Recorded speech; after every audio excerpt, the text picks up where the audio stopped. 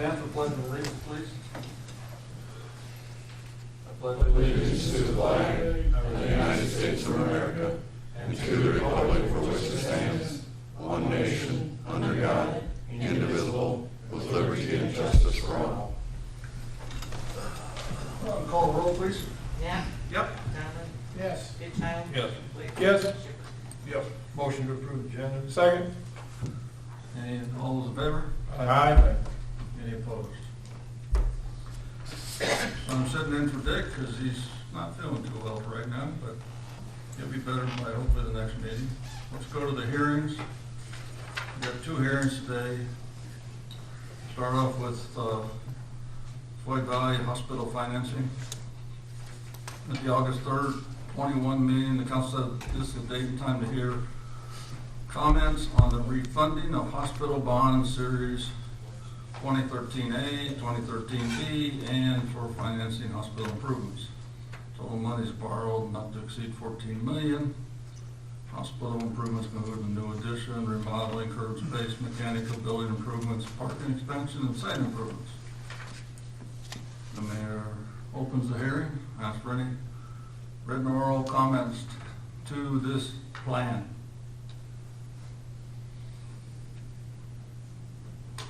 Ask one more time, any written or oral comments to this plan? I want to read the financial impact first. All financing, loan agreements, and borrowings will be paid by hospital revenue, not by property taxes. Any other comments? We're going to close the hearing. So staff recommendation is to approve it. Motion to adopt resolution 21-41 to enter into one or more hospital loan agreements, financing principal amount not to exceed $14 million. We have a second? Yes. We have a motion and a second. We need roll call, please. Blake? Yes. Schiffer? Yes. Knapp? Yep. Goodchild? Yes. Donovan?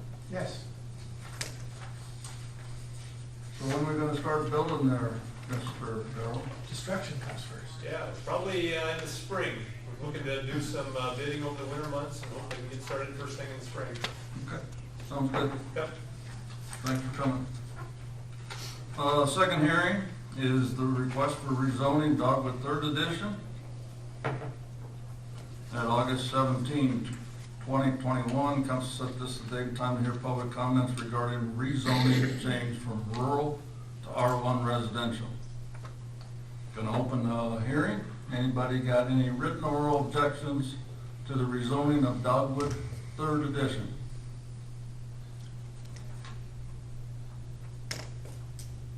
One more time, anybody got any comments regarding the rezoning of Dogwood 3rd Edition?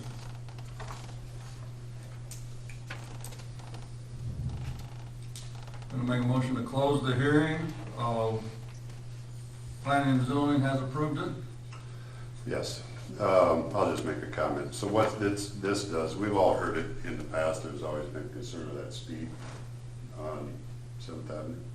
Okay, so now that this is approved, then we will address those speed concerns. So as we've always done, as it develops out in that area, each time it develops, we keep moving those speed limit signs further south. So we'll do that again with this one. Okay, remember, because I think And this will answer many of the concerns. Steve has had a concern with the speed, the traffic going past his house. But this only helps him because it'll get slower in front of his house because it becomes actually residential now, whereas before it was rural. I have a question on that, and I don't want to run down too quick of a bunny trail on this, but we also have K40, C30, which is right there at that same corner that heads out east. And then we have out by the ball fields, and we got a lot of residents living out there in Riverview. And yet I can be going 50 miles an hour basically by Jerome Dreckman's place. Yes. So I scratched my head wondering why it's so important on K49, C30 on Highway 3, and I know it's state, Yeah. but it's still, you got residents, you've got, so what's the deal with it? I'll look at the speed limit on C30. I don't know if we could have a say in Highway 3. know either. You can request it. You can request it from the state, but they set the limits on the highways. Okay, because I mean, we got even out to Deckinga, you've got residents all along there, you've got a trailer park, you've got, The ball field. is the busy. ball field business, and yet you're able to go 50 miles an hour out there. Yep. So just, And people do, and people, I do. or plus. If it's allowed, I got my, okay, but, Those houses out there are in the city? not Stu's, but the Riverview would be. Riverview is- I think Elwyn's not in the city. Elvin's not, yeah, it changes at 16th Avenue. Yeah, it's, But you still have. what is south is, it's still in the county. Right, right. you know. No, I can look into, Clark, what that process is for making a request for that. And I'll look at that. Off the top of my head, I don't know where those speed limits signs are on C30. Well, we got ball fields, we got the Leaf and Branch, we got Galen's ball fields out there, we've got a lot of activity out there, and that's a pretty zippy area, so anyway, I'll make a motion to approve first reading ordinance 2442 amending zoning district.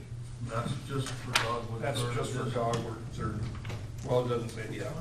Ordinance number 968. 968. It's not a resolution, it's an ordinance. My bad. It is a Christie was gonna point that out. 68. I'll second that as long as it's 968.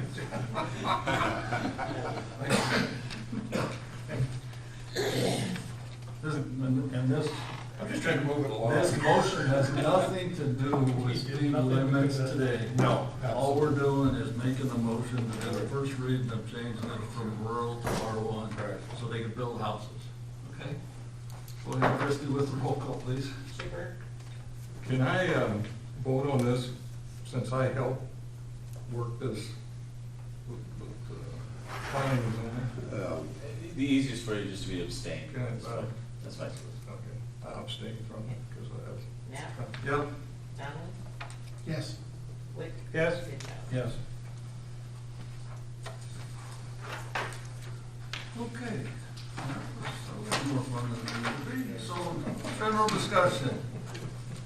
Citizens' comments. First of all, I guess I didn't do my proper welcoming to all the people on TV watching us. Notice we did color coordinate, so we would look good on your set with all different colors. So we're gonna, you got a black and white TV, I'm sorry. That's just the way it is. Any citizens in the audience besides the people that we're gonna talk about here? One more time, anybody? Okay, we're gonna go with, thumbs up, anything, Michael? Not today. We got a couple. Okay. I didn't have jury duty today, that's a good one. But the one that I want to do is I want to speak up for, on the citizens side. This week alone, maybe the last 2 weeks, I've had no less than 5, 6 comments from people saying, we do not speak into the microphone. Greg's talked to us about this before. They like to watch us on TV, but they would rather hear us too. So just a reminder to everybody to speak into the microphone. Thank you. Then my third thumbs up is this. Rex pointed it out on the first hearing, which was the hospital loan is paid for through hospital revenue. Water rates and water improvements are paid through that enterprise fund rates. Sewer rates the same way. That's why we keep our taxes where they are. We're very vigilant about that, but I think it needs to be brought up multiple times. All those rates are paid through those different funds, so I just wanted to say that. And I don't think we get any separate meter billings anymore on water until next year. I think that is correct. So you'll just get a lower rate, and then next March, April, you'll get the big bill, so if you're watering your yard, just so you know. Thank you. Anything, Mr.? I have two also, and I will speak into the mic. First one is for Pam Jennery and her Sims Walk that she had a week ago Saturday. She has done an outstanding job of coordinating that for Lamar's. I know it wasn't always held in Lamar's, but She's done an outstanding job. It's well received. The people of Lamar's come out and support that quite a bit. So thumbs up to Pam. And the second one is just a reminder.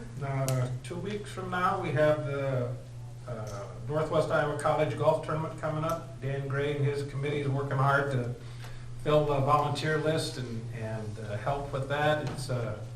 He's done a great job of organizing it, and he's always looking for volunteers to help out with in any way they can on that. So keep working hard on that. Mr. Wayne, we put this time aside for the fact that there's good things that happen in this world, but sometimes they don't actually get said. So we're trying to have these kind of moments so people get a chance to say about the good things. And I'll make yours. It's a good thing that you stepped up and volunteered to be a councilman for the rest of the year. It's not the easiest thing, and we'll try to make it easy, but we won't do a very good job at it. So appreciate you stepping up. Okay, we're gonna move on to you got one? Of course I do, I've been around a while. I would like to, thumbs up for public safety. We've got the 20th anniversary of 9/11 coming up this next weekend. And so I think we need to give thumbs up to law enforcement and fire and ambulance, hospitals and their employees, the doctors. It's pretty important, those people are. So for the past and now, I think we need to give them a thumbs up. And let's hope that we have a quiet anniversary. Sounds good, thank you. Next items are the consent items. We've got 4 of them. Approval of the regular minutes of August 17th, list of bills for August 31, renewal of liquor license for KC La Fiesta, and some urban renewal revitalization tax exempts for new housing. Anybody got any issues with any of those, or would like to make a motion? Make a motion to approve consent items 1 through 4. Second. Got a motion and approved. It's all good. All those in favor say aye. Aye. Any opposed? Okay, we're gonna move on to the YMCA agreement. Yowzer. Got a full page here. I'm sure we're gonna circumvent this a little bit here. The YMCA has approached the city with a proposal to change its membership they offer, which requires the change of 2 of the 3 existing agreements the city has with the YMCA. The change is to eliminate a standalone membership for Aquatic Center and make it part of an all-inclusive YMCA membership. Third agreement is for the outdoor pool, and it's proposed that that agreement would not change. So currently, the Aquatic Center of the city receives all revenue, pays all operating costs, pays gas and electric, pays $6,500 a year for management fee, and the subsidy for the Aquatic Center alone is $100,000. Currently, the Community Wellness Center of the city pays the electric, pays Premier, pays $64,000 to management fee, and the subsidy is $66,918. 4 years, and I will emphasize years, like in maybe 20 years. It has been the intent of the administration to clean up and clarify the agreements. Some of the past practices and how things were handled were based upon past conversations. The new agreement, which combines the aquatic and recreation agreements, simply better defines responsibilities. Administration recommends the council approve the new agreement. However, it understands that this is only the first step, and that continued work needs to be done with these agreements in the near future. So the financial impact is obviously $100,000 plus the $67,000, $168,000 to provide recreational programming to the citizens. which we've done for a number of years, the city has. So, questions? I can do a little explaining if you want me to. I tried to explain it as best I could and thoroughly in everything you just read, Rex. So you all know that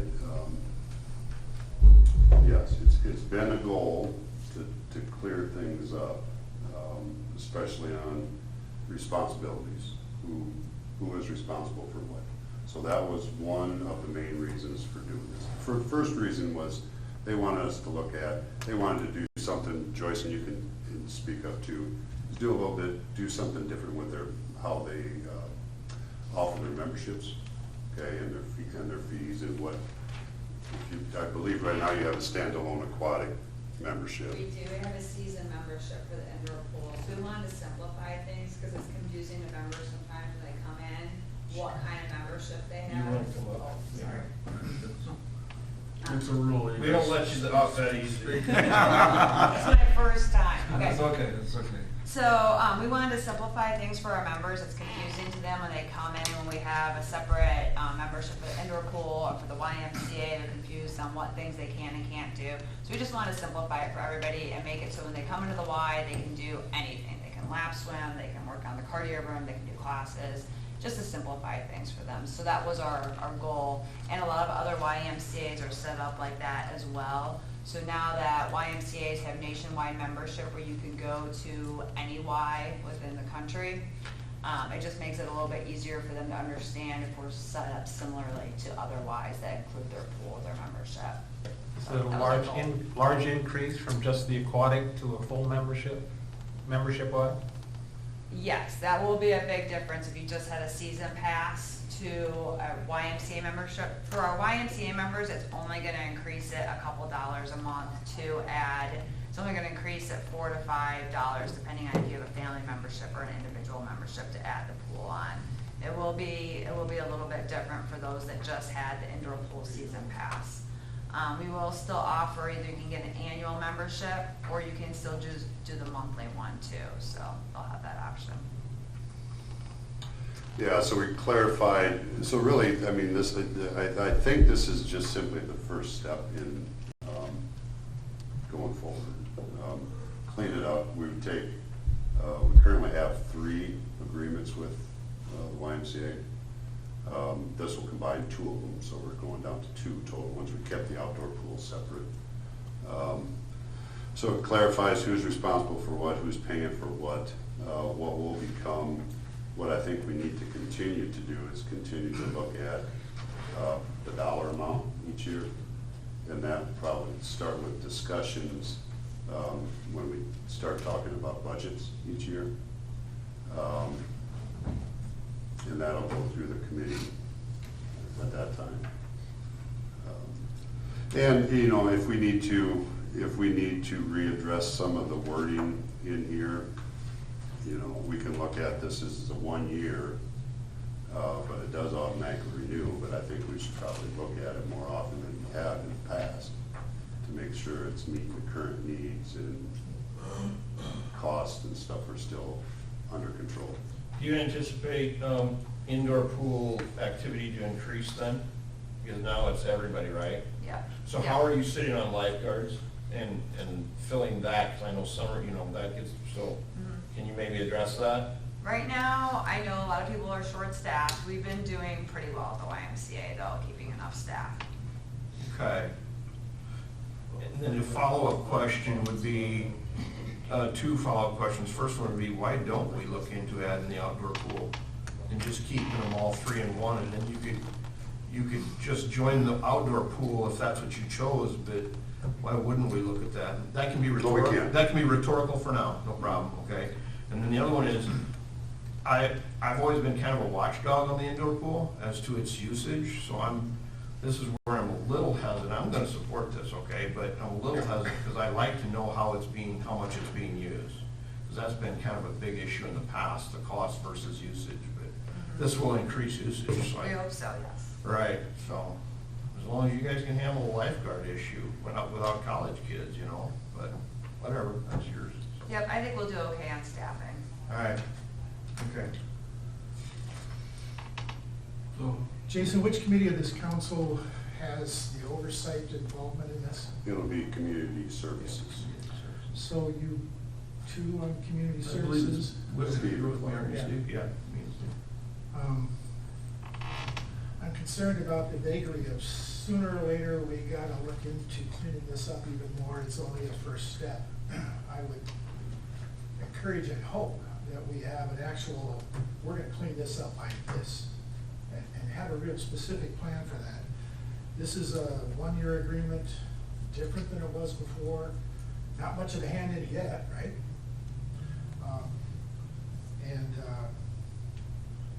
We can all see that how this keeps rolling over the years, as it has, with our concern. Let's fix it as best we can, is my hope.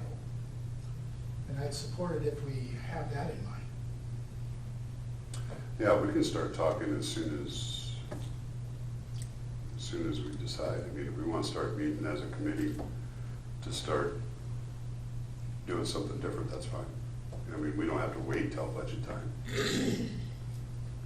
I'm totally open, I'm totally open to that, and I think it's wise, I think, well, like I said, I'd like to look into throwing the outdoor pool in the basket too. I see no reason to not, they manage it now, so, yeah, I think that's wise. I imagine you'll find that there's still some, we've always done it that way, and it may not be the best way. I still think there's some of that under these rocks, so have fun. well, there's been no less than 12 YMCA agreements while I've been here. And there was 10 city agreements before the YMCA come on board. So we've had agreements on top of agreements, and I guess if we don't push it, I'll second Mike, if we don't push it, you won't get the new one done in this time frame. And these guys need to know what their time frame is too. The more we can simplify it, the easier it's gonna be to run the line. And accountability is good. Yeah, it seems like it's simple, but I guarantee if you wanna sit in a bunch of meetings, it's not that simple. So, just saying, okay? Not trying to blame anybody, I'm just